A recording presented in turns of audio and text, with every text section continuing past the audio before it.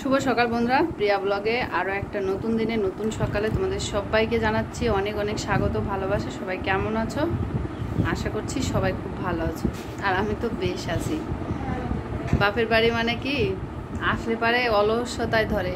সকালে আজকে ঘুম থেকে উঠেছি সকাল 9টা, আর এখন বাজে সকাল 10:30। তো সকালে উঠে দেখি যে মায়ের রান্না বান্না হয়নি, কারণ আমার মা সব কাজ করতে একটু দেরি হয়। তো রান্নাবান্না যখন হয়নি, মেয়েকে মুড়ি চানাচুর দিলাম। আর এখন এই যে দেখো, আমি একটু চা করলাম, মাকে একটু রান্নায় সাহায্য করে এটা ওটা কুটে দিয়ে আসলাম, দিয়ে এসে এখানে বসে চা নিয়ে বসলাম। আর ভাবলাম যে তাহলে একটু চাটা খাই, খাওয়ার পরে ওদিকে মায়ের রান্নাও হয়ে যাবে, তারপরে একবারে খাওয়া দাওয়া করবো, ঠিক আছে। আর আজকে বানিয়েছি গ্রিন টি। দেখলাম যে একটা গ্রিন টি এর প্যাকেট আছে। মানে আমার এই বাড়িতে কি হয়, জিনিসপত্র যেখানে সেখানে ওরকম পড়ে থাকে, নষ্ট হয়, একটা দুটো খায় আর বাদ বাকিগুলো নষ্ট হয়। এদের বাড়িতে বেশিরভাগ জিনিস নষ্টই হয়, খাওয়া খুব কম হয়। তো দেখলাম যে ওটা আছে, তো সেই জন্য খেয়ে নিচ্ছি, না হলে পরের বার এসে দেখবো যে ওগুলো একদম নষ্ট হয়ে গেছে, বাগানে পড়ে যাচ্ছে, মানে বাগানে ফেলে দিতে হবে এরকম। তাই জন্য যখন আছেই তখন খেয়ে নিই।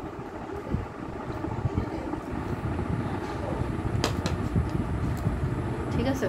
তো এটা হচ্ছে গিয়ে বললাম তো গ্রিন টি। তো সকালে রান্না বান্না হোক, তারপরে তোমাদের সঙ্গে শেয়ার করছি কি কি রান্না হলো। কালকে খুব ইচ্ছা ছিল যে কি কি রান্না হলো সেটা শেয়ার করি, কিন্তু কালকে কি হলো, ওই মা রান্না করার পরেই আমার যে এক জায়গা যাওয়ার কথা ছিল সেখানে চলে গেছিলাম।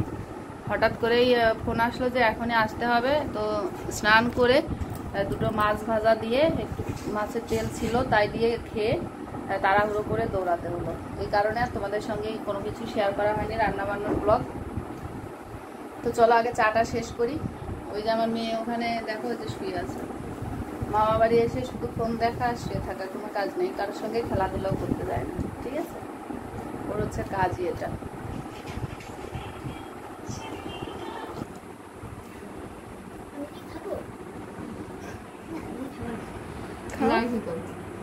খাও চা, খাবা না?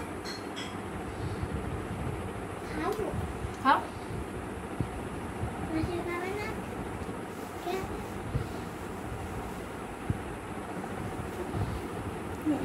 টেস্ট হবে, গরম জল না হলে টেস্ট হবে।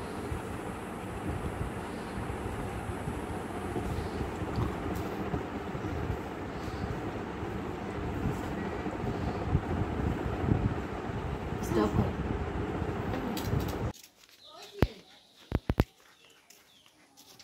আমি সন্ধ্যা পর্যন্ত কাজ করবো, তাহলে সন্ধ্যার সময় কইছে না যে হয়েছে।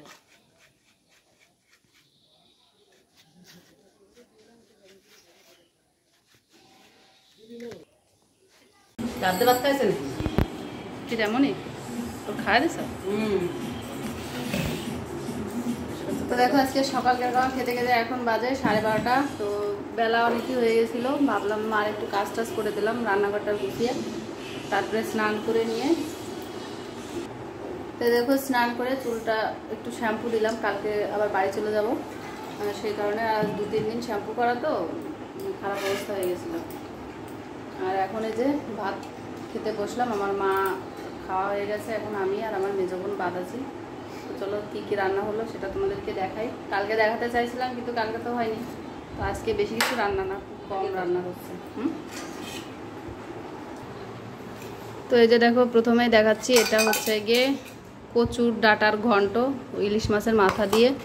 এখানে আলু ভাজা, মাছ ভাজা আর চাল কুমড়ো ভাজা আছে। আর এই যে এটা হচ্ছে মাংস, এটা হচ্ছে চাল কুমড়ো দিয়ে পুঁটি মাছ দিয়ে তরকারি, ওটাতেও মাংস আছে। আর এই যে ভাত, এই যে ভাত। তো এটা হচ্ছে আজকে সকালকার খাবার। কি বলবো, এখন তো দুপুরই হয়ে গেছে। সকালে ওই যে চা বিস্কুট খেলাম আর এখন একবারে খেতে বসলাম।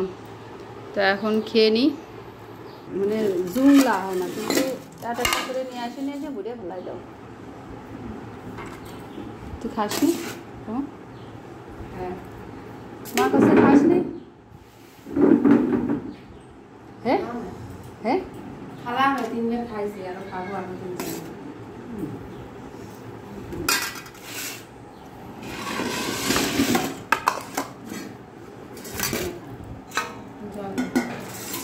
যে জগগুলো আছে দাঁড়া জগ সে ছোটটা দিলাম মেয়ের কাছে কি ভরে ভরে নিয়ে আসে আমি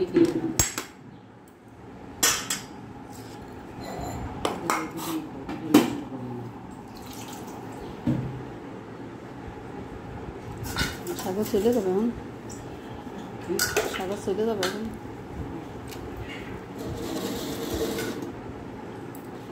ইরা করছে ইরা এখনও তেল কালি দেয়নি এদিকে সবার নেমন্তন্ন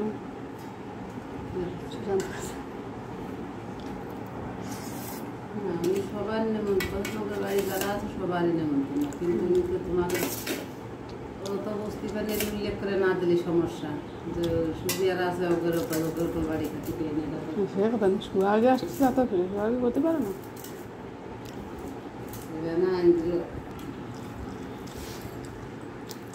নিজেই কাছে কোনো শরীর ভালো না শরীর ভালো না তারপর শান্তি নাই গো শান্তি নাই বাপের বাড়িতে এসেও দেখো কাজ এই আমার পাশে বাড়ি একটা বৌদি সে একটা কাজ দিল আর আমার মানে নিজের মেজমা সেও বললো যে আমাকে একটা বানিয়ে দিয়ে যা যখন এসছিস আর আমি কিন্তু থাকবো না আমি কালকে চলে যাব তো আজকেই দিল এই বিকালের দিকে তারপর মানে দুটো ব্লাউজের পিস দিল দুইজনে একটা বৌদি একটা মেজমা তো ব্লাউজের পিস দুটো কেটে রেখেছিলাম গরমের জন্য না একদম ঘরে বসা যাচ্ছে না এত পরিমাণ গরম পড়ছে সকালকের পরে আর তোমাদের সঙ্গে কোনো কিছু শেয়ার করতে পারিনি তার একটাই কারণ প্রচণ্ড গরম ছিল গরমের জন্য ঘরে দৌড়ে বসা যাচ্ছিল না তারপরে কারেন্ট থাকছিল না মানে খুবই একটা ইসের মধ্যে দিয়েছিলাম আমাদের বাড়ি মানে আমার শ্বশুর বাড়ি ওখানে তো গরম থাকলেও বাতাস থাকে সে কারণে থাকা যায় কিন্তু এখানে সেই বাতাসটাও নেই খুবই কষ্টে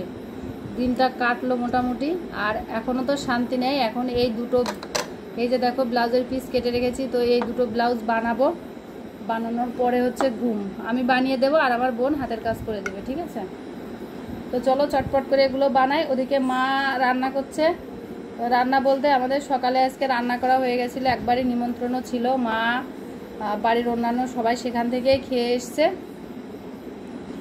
আর শুধু আমাদের জন্য রান্না হবে সেটা মাই করছে আমি আর গেলাম না রান্নাঘরের দিকে ঠিক আছে তো চলো আগে কাজ কমপ্লিট করি পরে তোমাদের সঙ্গে বকবক করছি